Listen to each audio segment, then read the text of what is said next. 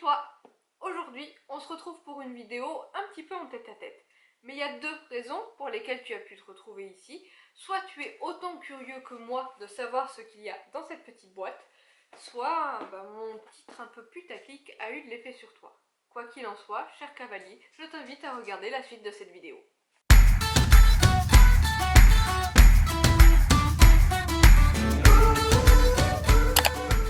On va commencer par ouvrir cette boîte. En réalité, c'est une boîte de Noël. Un petit peu après l'heure en fait, avec ma demi-sœur qui vit très loin de chez moi. On s'envoie à chaque anniversaire et chaque Noël une boîte cadeau surprise. On se donne un petit peu des idées. Donc je ne sais absolument pas ce qu'il y a dans cette boîte. Il peut y avoir des choses de poney comme de pas poney du tout. Mais je me suis dit que ce serait sympa de déballer ce petit trésor que je viens de recevoir tout en papotant. Je viens d'ouvrir le carton et aujourd'hui je vais parler d'un sujet qui me tient à cœur tout particulièrement et à propos duquel j'ai lancé quelques petits prémices, on va dire, plutôt bien reçus à ma plus grande surprise sur Instagram. Instagram, c'est le seul réseau social sur lequel tu nous retrouveras, tout simplement parce que, entre nous, je déteste TikTok. Avant de vouloir défaire le papier bulle, je vais lancer une bonne fois pour toutes ce fameux sujet, les influenceurs équestres. Non mais vraiment, on en parle ? Qu'on soit clair, dans cette vidéo, je suis une langue de pute, mais pas trop. Je ne vais citer aucun youtubeur, aucun influenceur, faudrait peut-être pas pousser mémé dans les orties. Si par hasard certaines personnes se sentent visées par mes propos, j'en suis désolée, ce n'est pas forcément le cas, mais entre nous, je doute que ces personnes-là se retrouvent sur ma chaîne YouTube. Aussi, on ne va parler que des influenceurs équestres, tout bonnement parce que les autres types d'influenceurs, beauté, mode, etc., je les suis pas vraiment.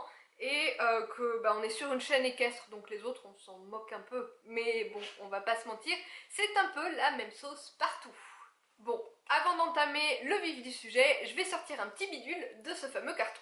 Le premier truc que j'ai sorti et qui était dans son papier bulle avant que je le fasse tomber, c'est le petit calepin The Horse Riders pour les objectifs de tous les cavaliers.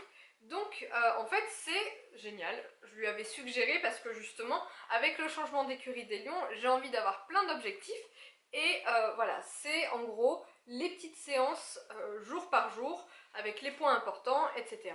Donc super, on va pouvoir avoir un petit suivi quasi quotidien avec Elion de nos séances et je vais pouvoir garder ça dans un petit cahier que je me ferai au fur et à mesure. Encore une chose que les influenceurs équestres m'ont influencé. Bref. Je vais m'attarder aujourd'hui sur les influenceurs des réseaux que j'utilise, c'est-à-dire YouTube et comme je te le disais un petit peu plus tôt, Instagram. Je dois t'avouer que le concept me dépasse un petit peu. Je sais pas, je pense que je dois être trop vieille pour ce truc-là.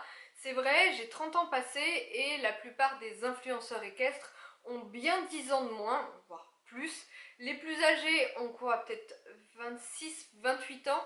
Sincèrement, je ne pense pas être la cible de leur réseau. Mais je me demande quand même comment ça se passe pour eux. Un jour, le mec il se réveille, il se dit « Tiens, je vais devenir influenceur équestre ». Il y a quelques personnes pour lesquelles c'est venu au hasard, mais quand même, je trouve qu'ils s'arrangent bien pour que ça leur tombe dessus comme par magie. J'imagine que quel que soit le réseau, ce qui fait un influenceur, c'est sa communauté. Du coup, certains mettent tout en œuvre pour faire des vues. Ils mettent des titres putaclic, ils font des petites miniatures qui attirent l'œil, ils te proposent 50 fois dans la vidéo de t'abonner, de lâcher un like. Bref, le but c'est de faire réagir le monde virtuel qui l'entoure. Ok, c'est un métier, ça s'appelle de la communication.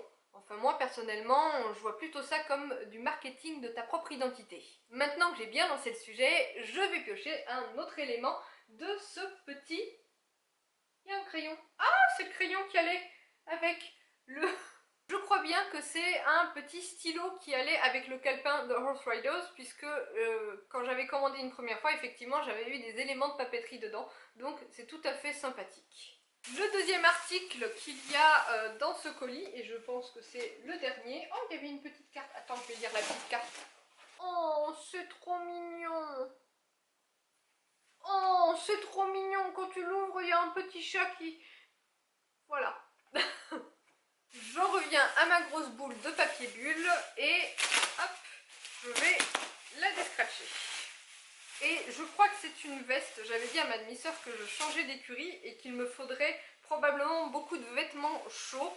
Et effectivement, j'avais envie d'une veste colorée, je lui ai envoyé des liens pour des vêtements d'occasion, puisque pour aller au cheval, on est d'accord, hein, pas besoin de quelque chose qui soit hyper propre et on sait tous comment ça va finir, j'ai pas besoin d'insister là-dessus. Et voilà, donc c'est une veste noire toute simple. À première vue, c'est une veste Little Marcel et en fait, elle est réversible. Donc ça, c'est le côté noir qui est tout simple. Et à l'intérieur, moi je voulais de la couleur un petit peu en nez vert. Donc voilà, elle est réversible pour un côté coloré et moi j'ai envie de l'essayer donc du côté coloré.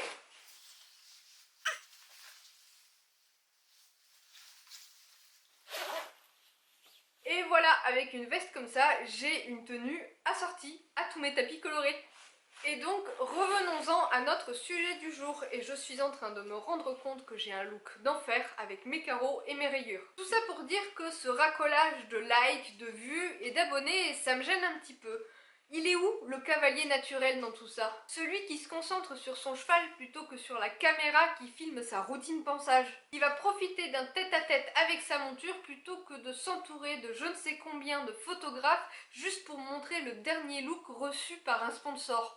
D'ailleurs, je ne vais pas aborder dans cette vidéo le thème des partenariats, mais on pourrait faire une belle couche de Nutella aussi. Je me demande parfois où est la spontanéité sur les photos sur Instagram et même parfois sur YouTube. Tu as des chaînes YouTube, les vidéos elles sont parfaites de A à Z. T'as pas une caméra qui tremble, t'as pas une youtubeuse qui va bredouiller comme je le fais 50 fois par vidéo.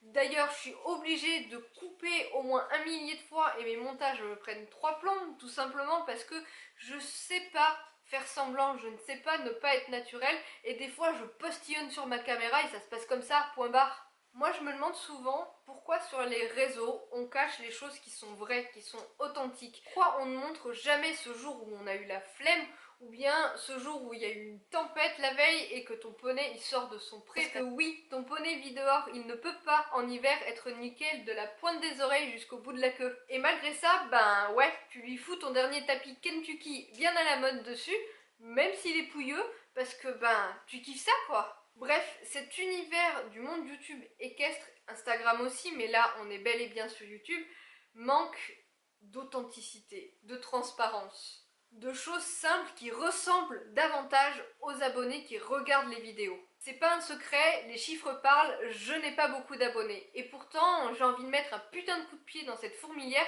tout simplement parce que je sais que les gens qui sont abonnés à ma chaîne arrivent à s'identifier à la personne que je suis, à cette franchise, à cette maladresse, à ces jours où t'as pas envie et que tu balances ton étrier américaine tout simplement pour aller faire brouter le poney parce que, entre nous, le tapis Kentucky sur la croûte debout, ben, bof quoi.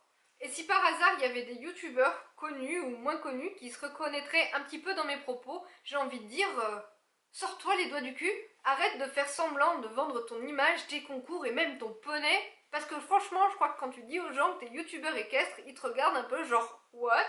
Et que ça c'est le brin de modestie qui manque un petit peu à beaucoup de cavaliers. Je vois des youtubeurs que je suis qui chaque année me reparlent d'algorithmes, de statistiques et d'objectifs, j'ai envie de leur dire mais what the fuck, qu'est-ce que je suis pour toi à part une unité dans tes abonnés? Ah ouais, ok, je suis peut-être une partie de ta source de revenus, mais ça va, chaque mois, YouTube te paye un kebab. Et nous, les cavaliers, à défaut d'avoir les pieds sur terre, il faut garder le cul dans la selle.